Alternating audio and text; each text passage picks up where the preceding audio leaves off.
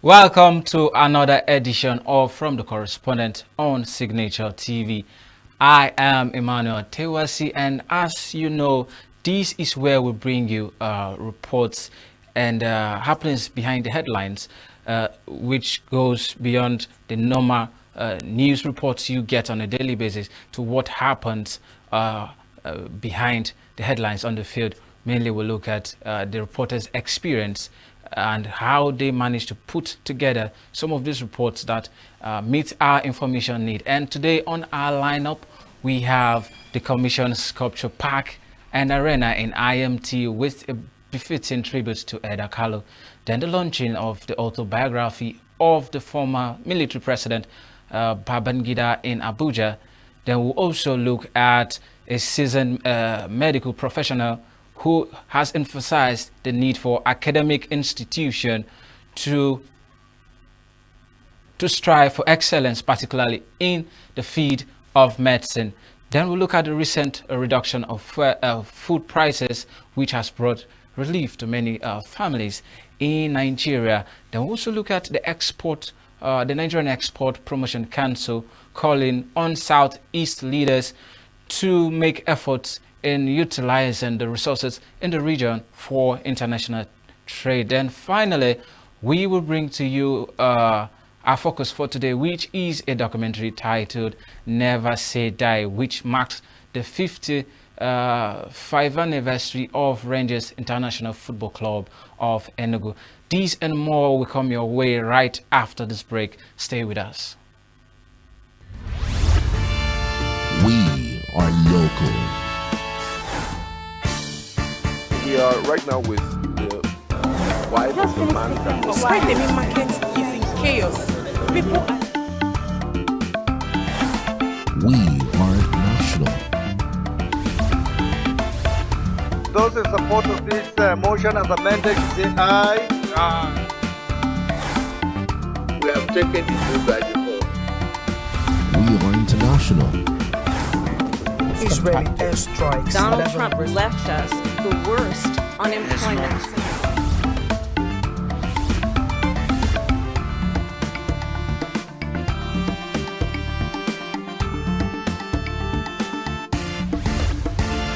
Signature TV, news in your pocket.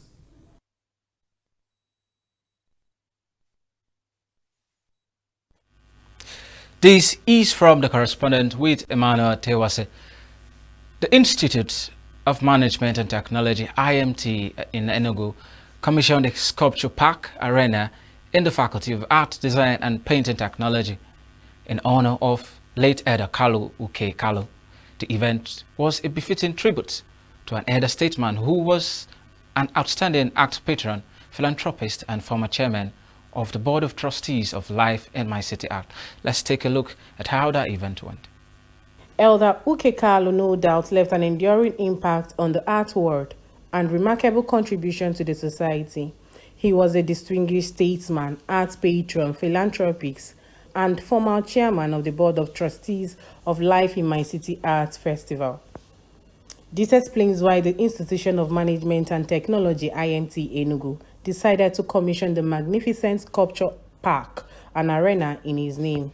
Rector of the institution, Professor Gozie Obodo, urged all to emulate the spirit of patriotism that defined the life of Elder Kalu. Unveil this monument in honor of his greatness, Elder K.U. Kalu. To the glory of God, we are doing this now. The convener and Dean of Faculty of Art, Design and Printing Technology, Dr. Ayo Adewumi, shared the inspiration behind the project and Elder Kalu's philanthropic way of life and artistic freedom.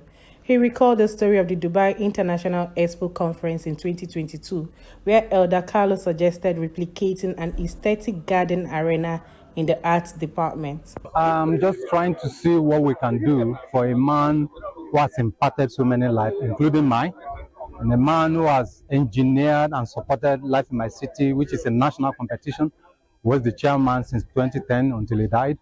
And then during this period, we saw the growth of Life in My City. And then we saw that so many lives of younger Nigerian artists were impacted during his time. I mean, a lot of them were really supported to becoming senior professionals. And we've seen a man who is very concerned about individuals, a man who like to reach out, an enthusiast who like to reach out to so many people, particularly the artists. And when Eda was here, he attended every art event, you know. We went to every art event together. And so we felt that, yeah, there should be a place where we can remember him, we can celebrate him, we can remember what he did. But more importantly was the fact that Eda himself suggested this idea and said, this is the kind of thing you are supposed to have in your garden, you know. So when we had the opportunity, we now said, well, though Eda is not here, we need to create a kind of thing that he was dreaming of and then use it as a place, name it after him as KUK Kalu Arena in the Sculpture Park as a means of remembering him. Ayo Adenike, a colleague and friend of Elder Carlo, noted that the East was a forerunner in driving art innovations, with Elder Carlo being the force that brought artists together. Elder was very unique and he was very, very special. I happen to be one of the directors of Life in My City. And Life in My City is about 17 years old. But for most people, it's like one of those things. I wonder if there's any art society in Nigeria apart from the Society of Nigerian Artists that one can say is about 17 years old. I don't think there's any. And then the East, which happens to be my second home because I've lived here for 50 years now, happens to be a forerunner in terms of projecting Nigerian art and culture. I'm just saying this from the bottom of my heart without mincing words. Elder was our chairman and he was just extraordinary. Up till the day he had his last breath, he was thinking about life in my city. And of course, I'm so happy to be a member of the group. And I think he deserves to be remembered for all that he did while he was alive for the society. The children of Elder Carlo, Barbara Carlo, and David Carlo expressed their gratitude to IMT for immortalizing their father, promising to promote and maintain the legacy. Very, very overwhelmed by this. IMT, as the rector said, my mother worked here. I don't know if you know, but my mother had a nickname here. Yes, she was called the Iron Lady. She very held on, making sure people didn't cheat in exams and exam results. And when people asked for recommendations from the work they got their education from IMT, she would verify it. She was very strict. But the night before exams were quite stressful in terms of making sure papers were leaked. I also want to say, I don't know that much about IMT. I remember as a child going to navigate this. I don't know, immensely honored. I was born and bred in this town, so to have this kind of thing done in IMT. I didn't go to IMT, but I went to Federal Government College, which was literally just behind. So we used to walk past here back in the days. Most of this was not here then. So to now come and see this all here and in my father's name, it's very, very honoring and moving for us. Elephant, wow. Elephants are quite quiet, gentle, I think. That's how I remember him. As a gentle father, didn't say a lot. And when he did say, it meant a lot. When he did use his few words, you listen. And now we just try and follow in his footsteps. The commissioning and unveiling of the arena was performed by Elder Carlo's wife, Chief Hazel Carlo, a former staff of IMT Enugu. To the glory of God, we pray that IMT will grow bigger and bigger. In Jesus' name. Amen. Elder Carlo died on 20th of October 2023 at the age of 88. Chinemerem Ikebuna, Signature TV News.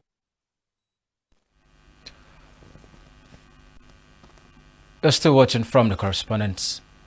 The former military president, Ibrahim Babangida, a journey in service, which is an autobiography, was launched in Abuja on Thursday. The book launch brought together generations of Nigerian men of power and means. The book launch was of a re of how Nigeria military era was a period of power game laced with intrigue and fear of hidden gun. Let's take a look at how that event went.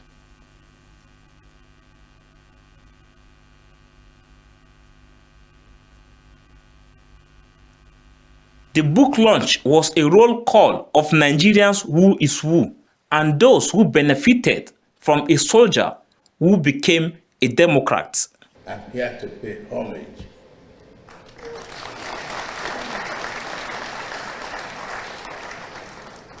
and I say thank you for everything, for who you are, what you are, and what you have contributed to the history of this great country.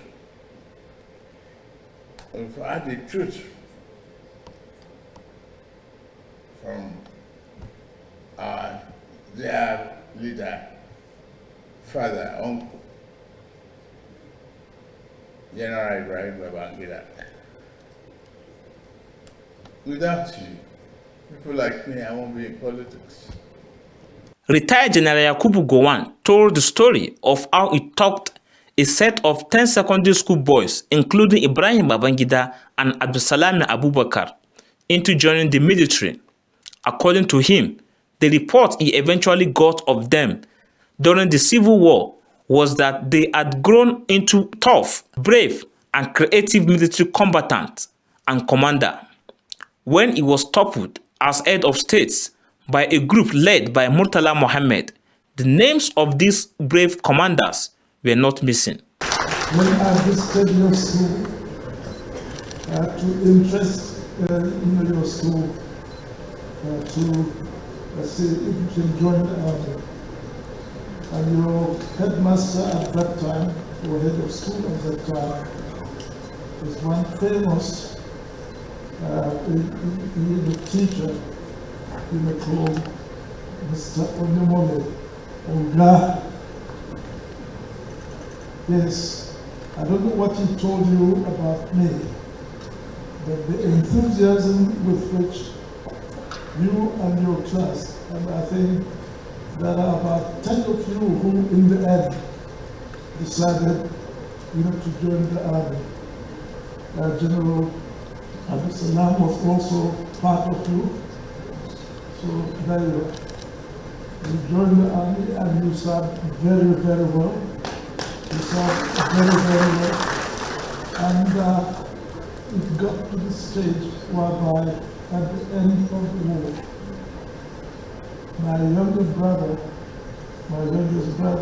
late Isaiah, came and told me about this commander. Very good leader, very good commander, very courageous, brave. He spoke well of you. It appears that the gods played Macbeth on Babangida. Unless a whole forest moves from its location to another, Macbeth will not be killed.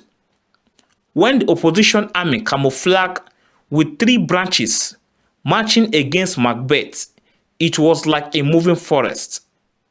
In 1952, according to General Abdulsalami Abubakar, a soothsayer had told young Abdulsalami and Ibrahim that Ibrahim Babangida would become Nigerian president one day. As far back as 1952, a soothsayer told us that Ibrahim is going to be the head of state of this country. We never believed him. When we joined the army, all we were hoping was to get to the reach of a captain and then retire. But God, in His mercy, has propelled us to become generals, and by His grace, both of us became head of state of this country. The soothsayer did not tell Babangida that he would not be elected, but that he will need to work against his boss to arrive at the presidency. I also thank my boss and our immediate past president and colleague, General Muhammadu Buhari, who sent a lovely note a few days ago apologizing for his inability to be with us. I'm delighted that he has asked one of his ministers to represent him on this occasion. The real revelation of the launch was Babangida's statement that it was the Abacha group that would not allow the June 12, 1993 election to stand. Credible, free and fair elections were held on June 12, 1993.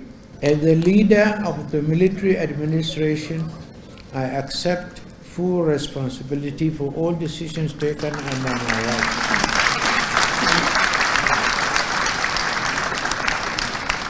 And June 12 happened under my watch.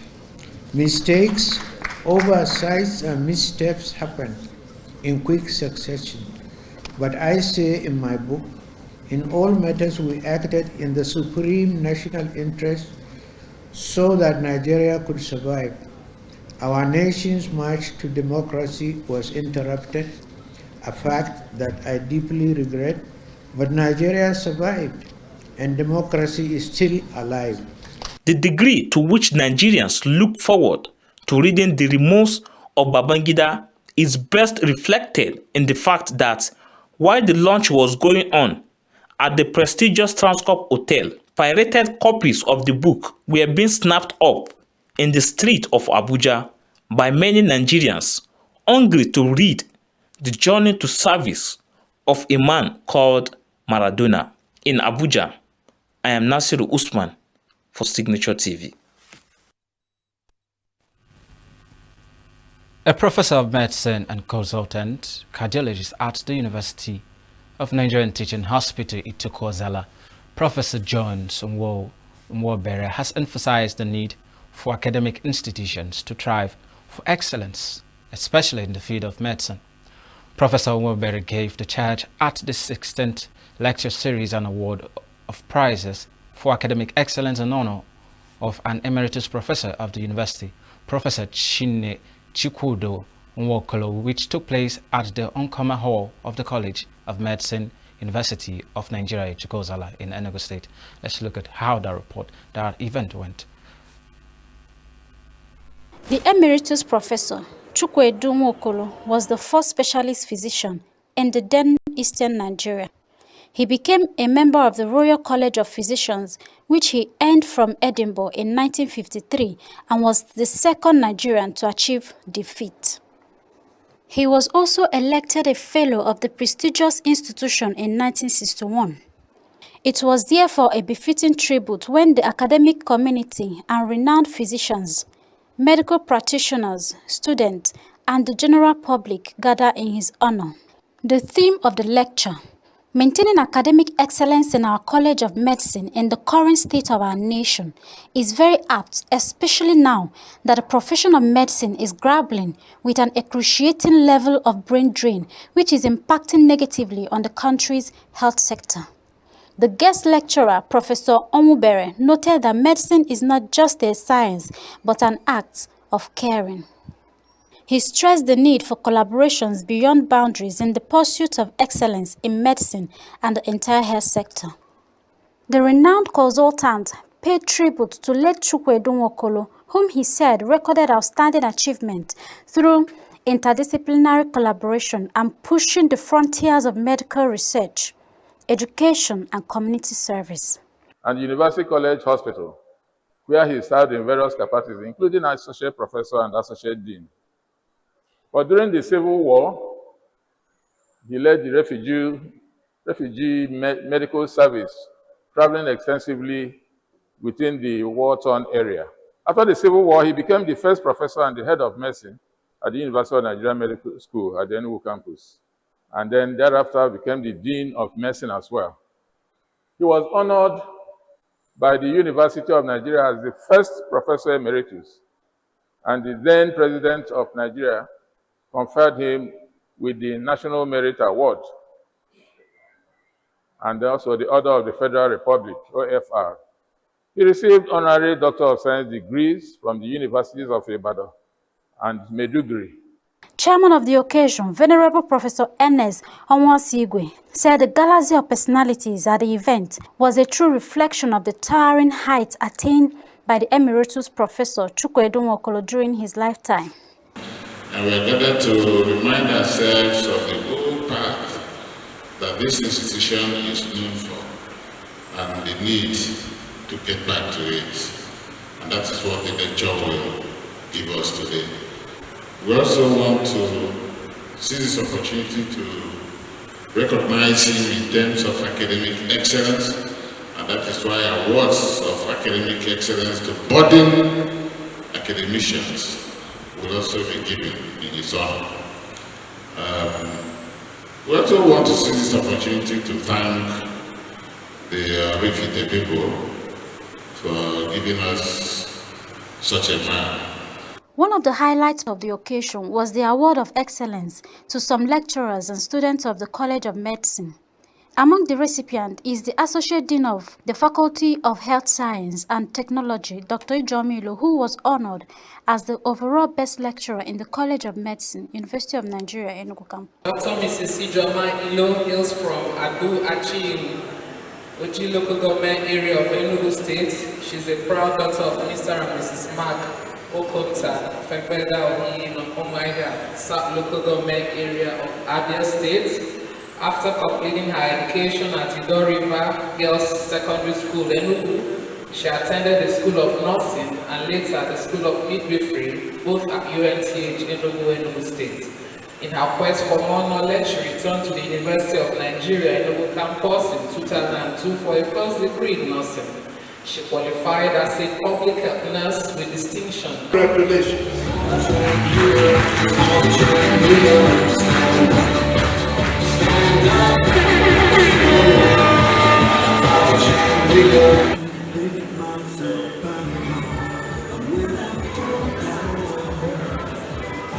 Oh, super good. I feel so good. In fact, this is the first time since the inception of College of Medicine, UNN, that a member of Faculty of Health Sciences, a nurse, is receiving this award. There have been doctors all through.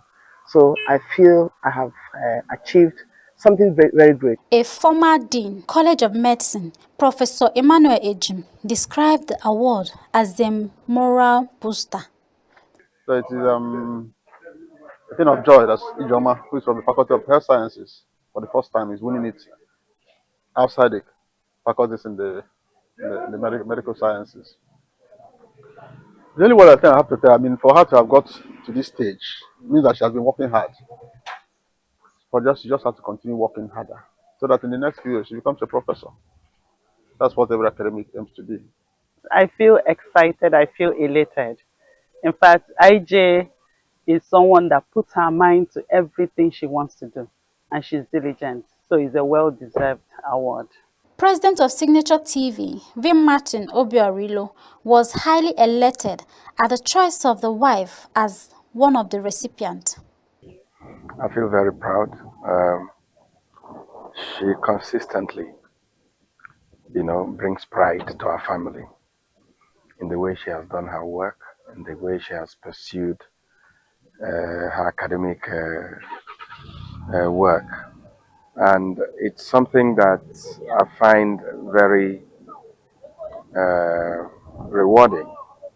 Excellence in the field of medicine remains the key to better healthcare outcomes, improve quality of life, and bringing about a brighter future for future generations. Ugonna Owalo, reporting for Signature TV.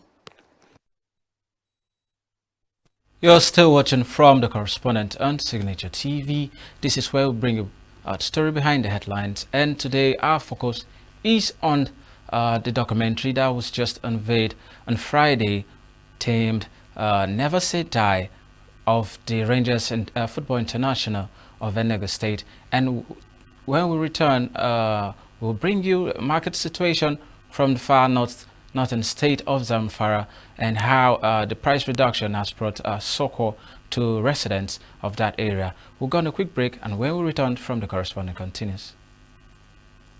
Every second, every minute, every day, news is breaking, events occur, and there are new developments. At Signature TV, we follow these stories objectively, bringing all sides without bias, explaining the complex issues, breaking down the numbers, and investigating the issues behind the news. Anywhere and everywhere, near or far, wherever the news is, we will be there. Signature TV. News in your pocket.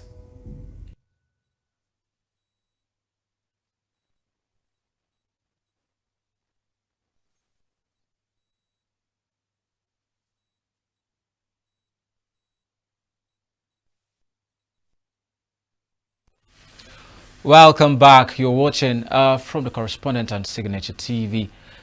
There have been reports of reduction in the price of some essential food items in the market. This development comes as a relief to many families who have been grappling with high cost of living in recent months. Our correspondent, Excellence Benjamin, visited the Dubai market in Kaglo local government area of Kebbi State, and now house this report. Let's look at how this report. A visit to Dubai market in Kalugu, Kebbi State reveals a noticeable drop in the prices of essential commodities. Key food items such as rice, beans, maize, and vegetables have seen a reduction of between 15 to 30% compared to previous month. Traders point to a combination of factors for the price drop, including an increase in supply and a decrease in transportation cost, all of which has contributed to the downward trend in prices. A nut was 2,300 when I bought it last, but now it's 2,000. Okpa seed. Yes, that one was, when I bought it last, it was entry like 3,000, thereabouts, but now it's 2,000. On the other hand, consumers are expressing their satisfaction with the price drop, even though it may not be significant. For them, it's a glimmer of hope that better days are ahead, and they are optimistic that prices will continue to trend downward. Price of foodstuff has changed from the previous week to this week. The difference is about 5,000 to 10,000 naira clear. Last week for soya beans like this one, bag we sell it 80,000, but for this week we sell the bag for 70,000 naira. The difference is cleared. It's about 10,000 naira. And maize and other commodities, we sell it 1,000 naira. For today, we are selling it 900. Some are selling it 850 naira. So that is deduction for mudu. So that is a deduction of 150 naira. Prices of fresh produce like tomatoes, onions, and leafy vegetables have also dropped significantly, driven by increased supply from rural farms. For now, many households are breathing a collective sigh of relief as their grocery bills shrink, easing the financial strain on families and individuals. The decrease in prices may be a small respite, but it's a welcome to reprieve for those who have been struggling to make ends meet. As households enjoy some extra room in their budgets, they are hoping that this trend will continue, bringing even more relief and financial stability to their lives. From Brini Kebbi, Excellence Benjamin, reporting for Signatures TV.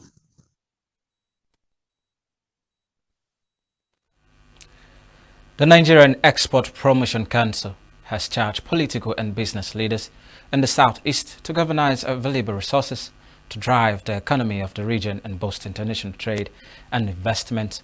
The chairman of the council, Noye Ayene, made the call at the Export Business Roundtable held in Enugu, where stakeholders gathered to discuss strategies for promoting export for goods and services from the region. Let's take a look at that report. The Export Business Roundtable, which was put together by the Southeast Regional Office of the Nigerian Export Promotion Council, was held at the office of Enugu Chamber of Commerce, Industry, Mines and Agriculture, ESIMA.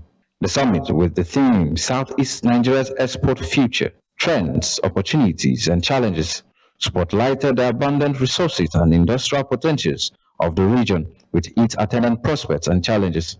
Speakers at the summit emphasized the need for Southeast leaders to think globally and explore opportunities for international trade and investment. In her keynote address, the Chief Executive Officer of the Nigerian Export Promotion Council, Nonye Ayene, revealed that Nigeria's exports significantly improved in 2024, signaling an exponential growth through strategic engagement and agro-tech investments. Ayene noted that the area landmass for agriculture in the region presents a significant export opportunity, making the region a strategic player in the economic development of the nation. I'll start from our mandate. Mandate of Nigerian Export Promotion Council is to promote and develop non-oil export and diversify the economy away from oil. So that captures it. And our mandate is in from 4 pillars: to promote, to develop, to incentivize, and to assist export-oriented industries. So having said that, what are we trying to do? We're trying to build the capacity of exporters and people, players in the value chain, to open their mindset, open their horizon, to see the potentials and the resources that we have in Nigeria. We have so much, especially in the southeast, from palm oil to cassava, to cashew, to vegetable. It holds the key to unlock economic growth and development. So the essence of this is to open your mind. Speaking on navigating global trends policies, aligning domestic strategies with international standards, Dr. John Esimede identified unreliable data, poor packaging of products, high cost of doing business, and inadequate government support as some of the factors hampering the export of goods. He urged Southeast leaders to take advantage of the existing foreign policies to boost the export of goods and services. Navigating. When you talk of navigation, there's no straight course. That is how some of us were able to navigate. There is no local government in Nigeria I have not been to. There is no country in Africa, unless it's an island, that I have not driven from Lagos to. I have driven from Lagos to Dakar, to Algeria, to South Sudan, all over the place with the help of Export Promotion Council, looking for market and the managers of tomorrow. Dr. Harry Emejo, Dr. Nnameka Obiareli, and Flora Mbeledogu, who were also speakers on the occasion, and co-organizer Dr. Peter Okpa, amplified the need to unlock the potentials of the region to grow the export trade. The meeting was called for Africans and head of states to look inward. How do we drive Africa industrialization? How do we add value to abundant raw materials in the continent? It is in that premise this morning we'll be discussing African Continental Free Trade Area Agreement. There's always several opportunities. Like for instance, when Madam was talking about you must be in a cluster, it was very interesting. It was just as if she was talking about our community, which is already operational. We had a request from China and from the US about 56 tons of palm oil. So what did we do? One person cannot deliver the 56 tons of palm oil because of the size, the quantity. We're an export logistics company. Everything we're doing is to help export of non-oil products, commodities, services, everything. Already the creative industry in this nation is counted as exports. Like what I taught today, there's something called carbon credits. That one you earn for doing conservative farming, for handling the climate very well. You earn money from it. So all those things, we're looking at every way to bring in dollars into our economy. The 3-day event will also feature Export Clinic, Export Creative Day with participants from across the Southeast states. In Enugu, Emmanuel Tewasi for Signature TV. You're still watching from the Correspondent on Signature TV.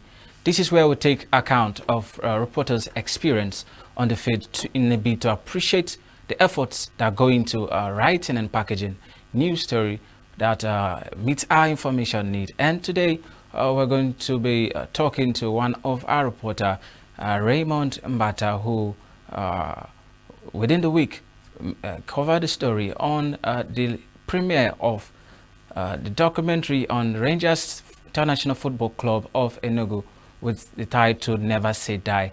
We'll look at this report, then we'll get back to discuss with Raymond. First of all, Raymond, you're welcome on the program. Thank you very much. It's a pleasure having you. Always a pleasure being with you. All right, so let's take a look at this report, then we'll get back to discussing Raymond. The enduring legacy of Rangers International Football Club of Enugu was brought to the fore via a documentary of the story and history of the club. The event highlighted the role played by the foremost football club to uplift the battered and shattered dreams and spirit of Ndigbo and the Southeast after the Civil War, using football as a weapon. Executive Director of the Center for Memories, Inyae Iboko, expressed gratitude to all who turned up for the event while saluting the efforts of Emeka Keozo, the writer and director of the documentary, and other members of the production team for an outstanding job. Highlighting the role of the Center for Memories in the documentation and preservation of the history of Ndigbo, Iboko emphasized the importance of the event. A very good evening to everybody. It's a delight to welcome you on behalf of the board and management of the Center for Memories. General Manager of Rangers Football Club, Amobi Ezeako, represented by Onodo Ikenna of the Marketing Department, solicited for continuous support for the club to keep it going. We all know what Rangers stands for, right? It is our reconciliation. It was what we had to do after the war.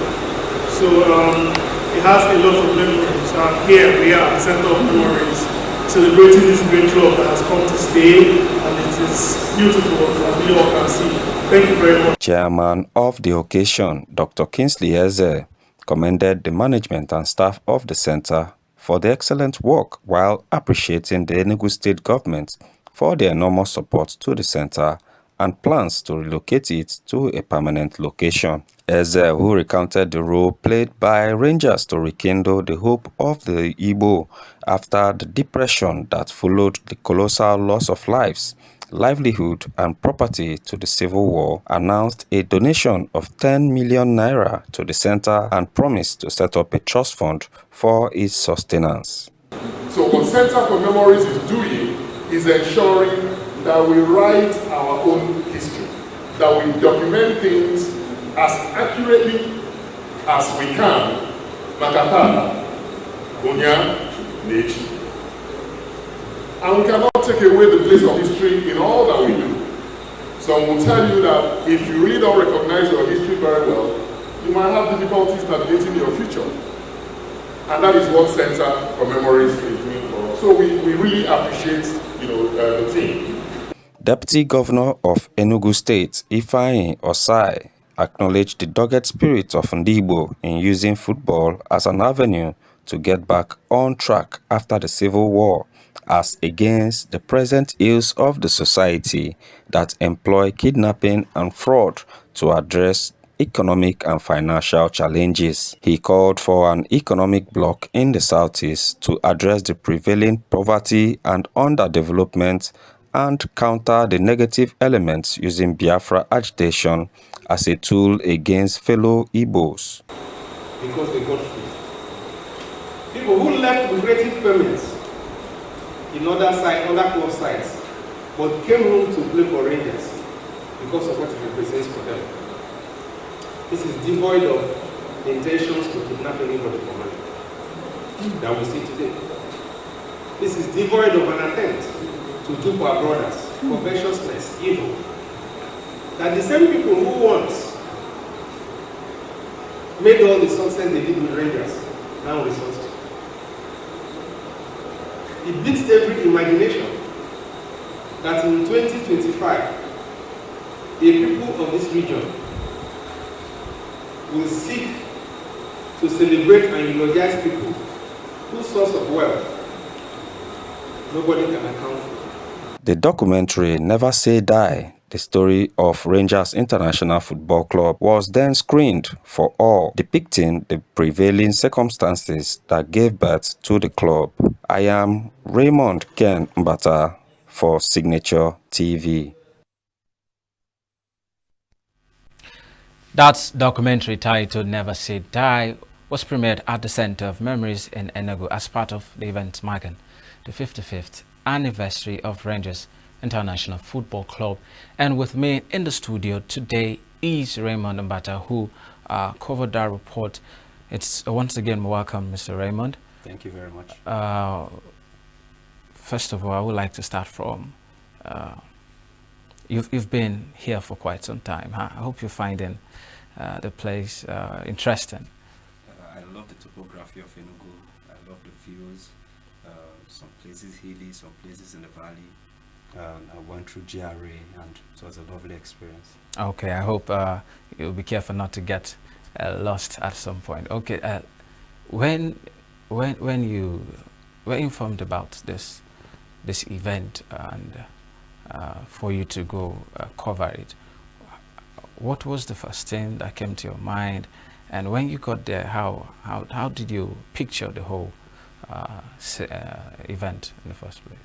Okay, the Center for Memories already has its popularity amongst the correspondence board and as a place for research, as a place that you can go and get more information about, most importantly in Igbo. So I saw it as a big opportunity for me to sample what was there, but I didn't know how enormous the events would turn out to be, like the presence of about 3 commissioners and even the deputy governor of the state. It was very exciting having him in the program. And while we arrived there, it met up to what we intended for it to be, and much more than what it was. And it was a lovely experience. I wish we interviewed the deputy governor, though, where he was on essential duties. It was a very lovely experience. I enjoyed every bit of it. Okay, for the short time you have been here, you've done a couple of reports, and basically, how can you just tell us your experience being on the field as a reporter? Okay, I had to battle with having to convince passers-by to get their information, because many people are very, very suspect about the press, because there are a lot of citizen journalists that don't have good reputation. Okay. But that's separating that conception from established media house like Signature TV. It didn't take long for them to accept us. So I think it's still a work in progress. I enjoy reportage, I enjoy corresponding, and I think many more to come. I still will be able to face any challenges that come. Okay, talking about, I remember that day the team returned late in the night. Yes. While on the field, can you just take us through the processes of the coverage and how you managed to put this thing together? Because I'm aware that at some point there were some impediments to getting this report put together. It just highlights key areas of it. Okay, as a media house, we have to make sure that we are there till the final event, the final aspect of the event, which is the closing prayer and the vote of thanks.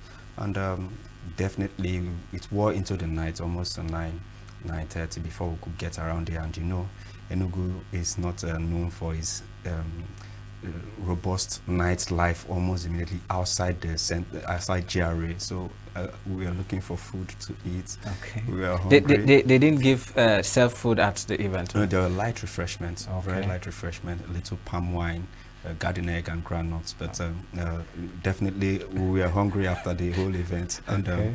I still had to put together the report, at least the script of the report, and I was awake up till 1 o'clock in the night. So, but it's still part of the experience of being a reporter. Okay, okay. Yes. So, you know, looking at some of these challenges one encounter on the field and with the demand of meeting deadlines, most often many people will have a second thought of, is this thing even worth it?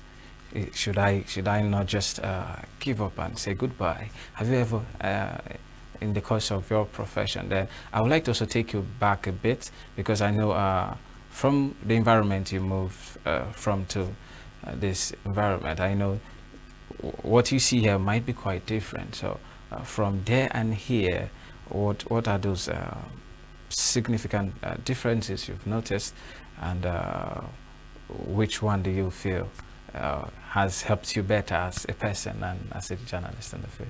Yeah, definitely. From coming from Port Harcourt, you know, down till up till Enugu, I should say up to Enugu. It was the journey from Port Harcourt to Aba was a bit rough, but from Aba down to Enugu was very smooth. The roads were okay, despite they having so many roadblocks on the road and extortion by security agencies. That's a topic for another day. Yeah, we don't want to go. So, but getting to Enugu here, I mean, the heat was very, very intense. So I had to learn how to conserve energy while working under the heat, and also water was a big challenge, and I'm still trying to adapt my body system. Not coming from Port Harcourt, we are even right now, maybe the rain might still be falling, and we are still expecting rains in Enugu, but Enugu compensated for that with its nice topography, lovely buildings and lovely layout. The geography here is wonderful. I've still not gone all around, but I think I'll have a lovely time in Enugu here. Okay, so has there been any time you thought of, should I just give up? Maybe, you know, I had a conversation sometime with one of our correspondents who unfortunately had an accident while coming back from a report, and from what he said, at that point all he was thinking of, is it even worth it?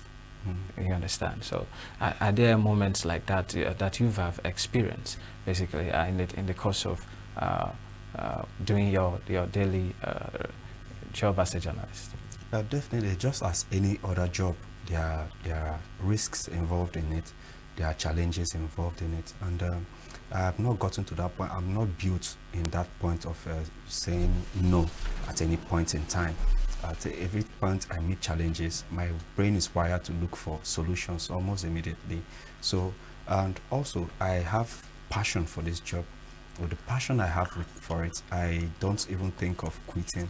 I have a go ahead spirit, a ginger that makes me to be able to push ahead irrespective of the challenges that I face.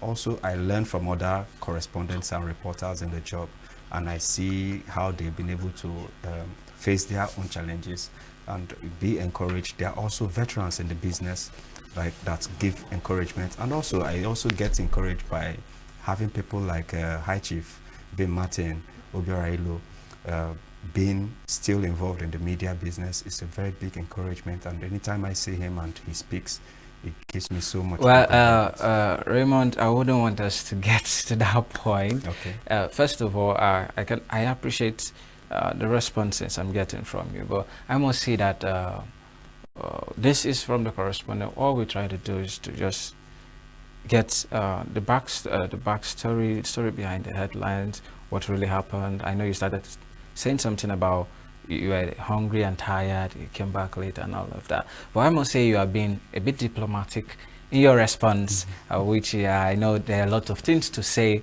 but probably for some reasons you are just concealing. So I know you got there at a particular time. I don't know if the event started on time. You met a lot of persons, maybe the ones you've heard of, the ones you've not seen. Can you just give us more like take us on the journey of that coverage? You understand? Let's know what happened, how it went, if there were some issues involved, so that we can appreciate the efforts people like you put in to make sure that the society is informed and educated. By the time we got to the venue, it was just kicking off. and almost immediately we had to go into journalist mode. Okay. We couldn't be spectators just like that, so I was taking notes. The cameramen were on it, and also our own oracle, Chris Maduka, was the one that broke the kola nut. I felt very proud at that moment. He had a 3-minute speech. It's like a traditionalist. You know, I enjoy traditional issues too. Okay. And Dr. Chris Maduka gave a very good breaking of kola nut in the presence of the deputy governor of the state. And after then, I felt very pressed. I felt like using the loo. I wanted to use the toilet, and I couldn't just move because I was taking notes down. I had to beg the cameraman to point to go use the toilet, and I couldn't even stay in the toilet as long as I ought to. I had to rush out quickly and still continue my notes taking. And also I was also impressed with the speech made also by the deputy governor. He spoke about wanting an economic bloc in the southeast, not using Biafra as a tool to injure other Igbos. Instead, let them use the economic Biafra to turn the southeast into an economic bloc. And that was very encouraging to hear from such a high government official turning the leaf on those that use Biafra as a tool against fellow Igbos. And also Professor Chidi Odinkalo, the Pro-Chancellor of Odumegu Ojukwu University. Okay. I mean, he put forward a proposal for a memorandum of understanding with the Center for Memories, and they embraced it almost immediately. Okay. So that they'll be fixing in budgets for the Center for Memories. So those were the highlights of it, and there were about 3 commissioners there. So the state government has also relocated the Center for Memories to their permanent location. And so where is that? They've not given us full details about it, but I think I'll get that for you once it is All available. right. So we understand that this, the unveiling of this documentary titled "Never Say Die" is part of the activities for the 55th anniversary of Rangers International Football Club of Enugu. Are we? What is the lineup for this anniversary? Is there? What are the activities that we are expecting for this anniversary? Okay, I also asked Mr.